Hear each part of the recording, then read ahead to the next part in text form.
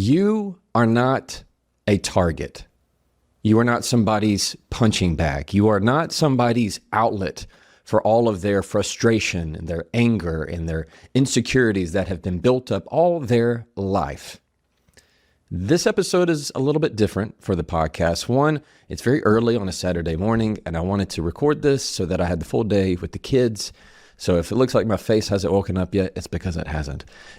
We're in the middle of the book tour, which is going fantastic, but I wanted to make time to tell you what is on my heart. You ready? So my book has been out for a little over a week now, and it's been fantastic, amazing. The book tour is going wonderful. And as any new debut author, I, for good or for bad, have been looking at reviews online because you want to know, are people going to like the book? That's the whole, you get very nervous. Are you going to deliver on the message? And the reviews have been so kind and wonderful. And there was one that hit me yesterday that I randomly saw that I wanted to share with you. It's very short. I know you can listen to it. Just bear with me. I know you can do it. Listen, you are not a target. I was once told by my husband, you are an easy target and everyone knows it. Time and again, I walked away defeated, even with my children. Jefferson showed me what I lacked was communication skills. From his social media, I started applying these answers to difficult situations. Let me be clear. This is not a book of his social media quips. That's what I thought it would be. No, it is learning to understand where people are and to adequately communicate with them. It's teaching to deepen relationships by way of strong communication skills. You are not a weak person for purchasing this book. You are strong and courageous for recognizing there is a better way to bridge a gap, create healthy boundaries that work, to not get sucked down a rabbit hole, to not think you've lost your mind. I highly recommend, and I'm starting my second read through. Kindle edition is an easy read. Bless you, Jefferson, for exhibiting love for people. I was just taken aback. I was totally blown away by this. I have no clue who this person is. In fact, they didn't even leave their name. It just says verified purchaser. This is my point with this is I want you to know where to go in your mind when conflict comes your way. You are not a target. And if you felt like you've been your whole life, this is where it stops. Rule number one in my book, there are 3 rules. It's rule number 1, say it with control. Number 2, say it with confidence. Number 3, say it to connect. And the whole focus of rule number 1 is you can't say anything about what I teach you, whether it's my phrases, my quips, my little words, everything that I can give you. None of it matters if you do not say it with control, if you do not first regulate yourself. So we're going to talk about in this episode what I want you to think about when conflict comes your way. Anytime that somebody says something that you weren't expecting, your body naturally, through its biology, reacts. People think that fight or flight is something that has to happen when you come with physical contact. No, that's not true. It happens every day in these little micro moments. Even when somebody just flatly disagrees with you, when somebody disagrees with your opinion, or they say something you don't like, or they call you an ugly name, your body goes, hey, brain, I didn't like that. And the brain goes, give me a second. Yeah, no, we definitely didn't like that. And it naturally reacts. You have a scowl on your face. You want to say something back. You get heated. Your neck and jaw get tense. All biological, all normal, all natural. So what do you do with that? Rule number 1 in my book is you use your breath as the first word that you say. And the reason why is because it adds a distance between what they say and how you respond, which gives you time to regulate yourself, to think of the quips that I give you and the sentences I give you. And it also, the other benefit is it allows the other person to calm down theirs as well. Gives time for that analytical side to take over. Every day, there are little things that tell your body, I am threatened. Somebody cuts in front of you in traffic. Somebody merges. Somebody's riding on your bumper. Your body goes, I am threatened. That's where road rage comes from. I feel threatened in this environment. When you're talking with your kids, when somebody says something to you that they disagree with your opinion, they dismiss your idea, you don't like that. Your body's saying, hey, that feels threatening to me. I want you to do something for me right now. Now, if you're driving, don't worry about it. If you're walking on the treadmill, don't worry about it. You can do it later. Do it in your head with me right now. I want you to think of behavior that somebody does that really, really upsets you. And we're going to put a label on it. For example, maybe it's disrespect, dismissive, condescending, belittling, rude. Whatever it is, make it yours. What is a behavior that somebody exhibits that really just feels like it sets you off, that you just explode when somebody does this to you? You got it? You find that word. Now, write it down, and right next to it, I want you to write, does not threaten me. Does not threaten me. So the sentence would be, dismissiveness does not threaten me. Rude comments, backtalk, insults do not threaten me. This is the mindset I want you to have when this kind of stuff comes up in your life. Why? Because it is telling your body of, hey, when somebody raises their voice, that doesn't threaten me. When somebody calls me that, the way I'm reacting and telling my body is, hey, this does not threaten me. That's what you're doing with your breath in that moment. That's why we give it time to tell your body what is happening in front of me is not a threat, right? It's this idea that you've seen the big animals, whether it's a lion or an elephant or something, they have like maybe a little dog or something. They just go, what is this? It's like a little animal coming up to a big animal. They're not threatened in any way. That's the whole mindset here of, hey, what you're doing this isn't threatening to me. I'm seeing right through it. Cool? I'm going to tell you a quick story right now that I don't think I've ever shared. This was, maybe 3 weeks ago or so. And where was I? I think it was in San Diego airport. I was in the San Diego airport. It may have been San Diego. Everything's blending together at this moment, and it's early. Give me a break. I got through security at TSA and went, and I was looking for my gate, and I kept following the signs, and then all of a sudden I was outside of the security. The gate, the terminal, it wasn't the terminal. The gate was actually in a separate terminal. And I just walked myself all the way through. I'd already gone through security. I'd already gone through all the check and the getting your stuff out and ready and giving your ID. I started walking out, and I passed this exit where it goes, the point of no return, where it has a red line there at the airport. And I walk out of it, and all of a sudden, this is me by myself, and I look and I say this out loud. I go, oh my gosh, I got to do this all over again. Because I have to know I'm going further down where a separate terminal is. And I say, oh my gosh, I got to do this all over again. And a voice that I had no clue where it was coming from, female voice, goes, that's why you should read the signs, sir. And I'm trying to find who that is. And I turn and look. And as I'm looking, she goes, you have no one to blame but yourself, sir. That's why we have signs. I don't know if you're feeling this, just hearing it to me. Just the way the tone came across was so condescending and unexpected and unnecessary. You ever had that? That's why we have signs, sir. You have no one to blame but yourself.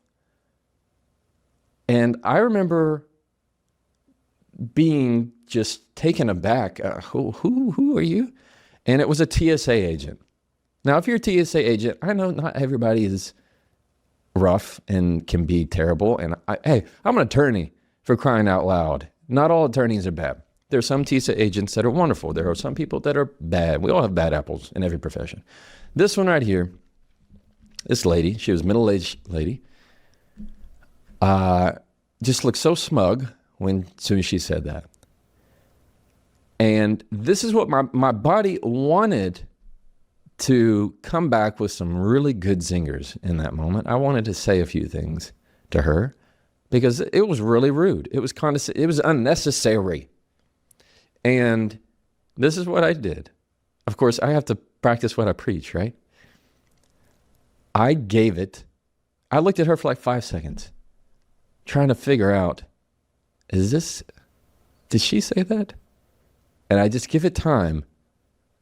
And now she's sitting back and blinking and looking at me. Her smile is gone. And this is what I asked her. I said, how do you feel when you say that kind of thing to someone? Does it give you joy? That's what I said, like verbatim. And immediately she got red, and just got red in the face and apologized right there. I didn't have to prompt anything. She goes, I'm sorry, sir. You're right. That wasn't kind. You're right, sir. I'm sorry. Yes, you can find the terminal if you go straight down. And now she was in helping mode. You can go right here, and this is where it's going to be. I would say, oh, well, thank you very much. I appreciate that. All right. Well, you have a wonderful day. You are not a target. You are not somebody's punching bag. You are not the outlet for somebody to release all of their frustrations and their angers and their smugness on you. These tools work. This is why I talk about them. That's why I feel so passionate about sharing these. You had the choice right in that moment when somebody says something ugly, when they're the TSA agent in your life, how are you going to react? What are you going to say to that person? Are you going to allow them to just press your remote control and manipulate all your emotions? I had a choice. You have a choice. Is that going to ruin your day? I just can't believe you'd say that. Excuse me? Are you talking to me? You see how it easily could go the other way when you give in to that fight or flight, when you don't use your breath, when you don't regulate yourself. If you do not say things with control, it doesn't matter what kind of tip I can give you. It's not going to work. It ain't going to work. You have to say it with control. You are not a target. I hope that this is a good reminder for you, wherever you are. I can give you lots of tools and tips on what to say, and we have different podcast episodes on that, and I'm going to continue to give you podcast episodes on this. And I want to make sure that you know and you hear, and really the message is very simple for today. You are not a target. When that happens, I want you to go to your breath, regulate yourself, and then use the questions that I've taught you. These are questions like, did you mean for that to be rude? Did you mean to insult me? Did you mean for that to embarrass me? Or you give it time and then you ask somebody a question of intent. How did you expect me to react to that? I could have said that to her. How did you want me to respond to that? How does it make you feel? Imagine being the person who would say that to someone. These ways of responding to rude behavior that is actually not a response. It's a question. You're not giving them matters of substance. I'm not saying, you spit in my eye, let me spit back in yours. No, it is a reflection of their own behavior and character. And 9 times out of 10, the other person sees that because you're giving them time to, are seeing. It's like the blood, the red, it's not blood. The red comes out of their system. Or somebody's seeing red. You have to give them time for that to go away. Come back to normal. Come back. I know that's not who you are. People are far better than we give them a chance to be. Why? Because we know that in ourselves. So when you have the patience and the discipline to get to that, you're going to have a better communication and a better relationship and a better life because of that. Cool? All right. You are not a target. Hope you have a wonderful day. Where do we have to start to understand this? Like, I want to be a much better conversationalist, and I want to be a much more effective communicator. I want to argue less. I want to talk more. Yeah. I want to be heard more. This is probably reflective of most people listening right now. So if I was a student of yours coming in to be trained by you, where is the first place you would start with me? Number one, Yeah. you say it with control. Okay, what do you mean by that? Yeah, so when you're in an argument with somebody, what happens automatically is your fight or flight starts to take over, even in a little argument, especially even in the small ones. If I disagree with your opinion, your fight or flight kicks in because your body's saying, hey, I'm being undermined. Your mind is telling you, hey, I didn't like that. What he's saying is different from what I'm saying. You know what? We're going to think of some other things. It's going to put that down. Immediately, what I want to do is say something that is going to fight. In other words, I'm going to hurt you. I want to say something that's going to cut you. I want to say something that is hurtful. Or we run from it. You ever had somebody been on the phone and go, I'm over this, and they hang up? Yeah. Or they go, I'm out of here. You know what? Forget this. And they go and slam the door. That's their flight. That's they're leaving. I feel threatened in this current moment by this conflict, by this differing view, so I need to get out of it. When you decide to say it with control, you make sure that that doesn't happen. And it all begins with your breath. All right, that's the key. So what I teach every one of my clients is let your breath be the first word that you say. So we'll run through it right now. Okay. That's cool? Yeah. All right, so let's do it an exaggerated one. And what this is called, and it takes advantage of, is a physiological sigh. So what we're going to do is 2 seconds in through the nose, one more at the top, and then go, yeah, okay. How do you feel after you do that? Very relaxed. Yeah, all right, cool. So what we're going to do is get a shortcut to that exact result.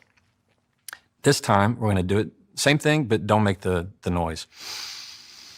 One more at the top. Through the mouth again. Now, instead of the mouth, only through the nose. Ready?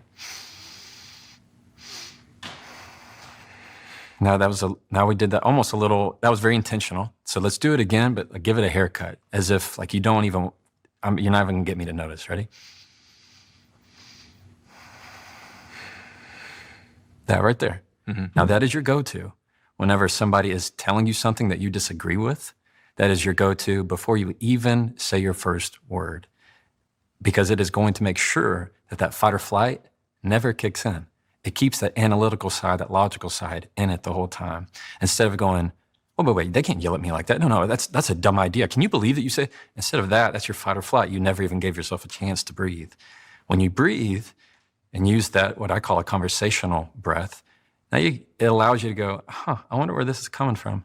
I wonder why they said it like that. Now it allows you